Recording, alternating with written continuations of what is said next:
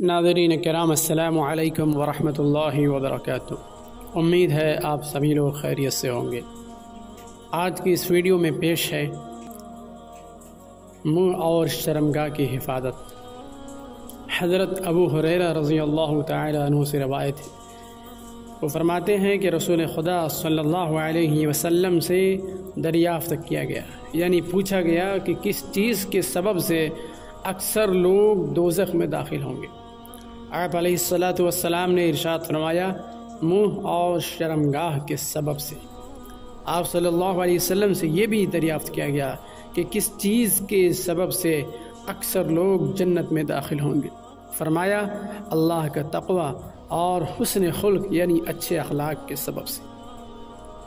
انسان کی زبان اور اس کی گفتگو اس کی غماز ہوتی ہے، یعنی اشارہ اور پتہ دینے والی ہوتی ہے کہ وہ کس اخلاق و کردار کا حامل اور کس درجے کا آدمی ہے۔ آدمی اگر پست ذہن کا ہے تو یہ پستی اس کی گفتگو سے ظاہر ہو کر رہے گی۔ اس کے برخلاف آدمی اگر بلند ہے تو لازماً اس کی زبان بھی اس کی بلندی کا پتہ دے گی۔ انسان کے اندر جنسی جذبہ بھی رکھا گیا ہے۔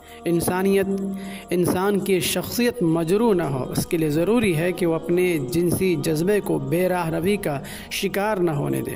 زبان اور جنسی جذبے کو ہم انسان کی دو کمزوریوں کی شکل میں دیکھتے ہیں۔ ان پر قابو پانا ضروری ہے، لیکن ان پر سیدھے قابو پانا آسان نہیں ہے۔ اس کے لیے ضروری ہے کہ انسان صحیح ذوق و فکر کا حامل ہو اور اس کے پیش نظر زندگی کا کوئی اعلیٰ اور بلند مقصد ہو۔ اس صورت میں ہم یہ توقع کر سکتے ہیں کہ وہ وقتی جذبات اور ہیجانات یعنی خواہشات کی رو میں بہکنے سے باز رہ سکتا ہے۔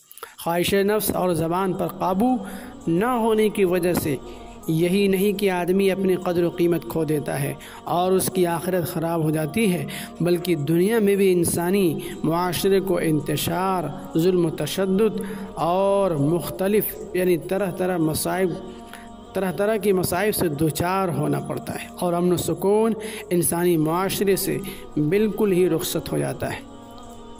تقوی اور حسن خلق میں گہرا ربط اور تعلق پایا جاتا ہے۔ حسن خلق یعنی اچھا اخلاق زندگی کا اصل سرمایہ اور زینت حیات ہے۔ تقوی یا خدا ترسی یعنی اللہ کا ڈر اور احساس ذمہ داری و قوت ہے، جس سے آدمی کے اخلاق و کردار کو استحکام حاصل ہوتا ہے۔ تقوی اور حسن اخلاق دو ایسے بنیادی وصف ہیں جن سے خیر اور بھلائی کے دروازے کھلتے اور نیکیوں کو فروغ حاصل ہوتا ہے۔ تقوی اور حسن خلق کے ذریعے سے وہ ساری خوبیاں آدمی کے اندر جمع ہو جاتی ہیں جو زندگی میں مطلوب ہیں۔ ایسے شخص کو خدا لازماً اس جنت میں داخل فرمائے گا جس کا اس نے اپنے نیک بندوں سے وعدہ کر رکھا ہے۔ اللہ ہم سب کو کہنے سننے سے زیادہ حدیث پر عمل کرنے کی توفیق عطا فرمائے۔ آمین۔ السلام علیکم۔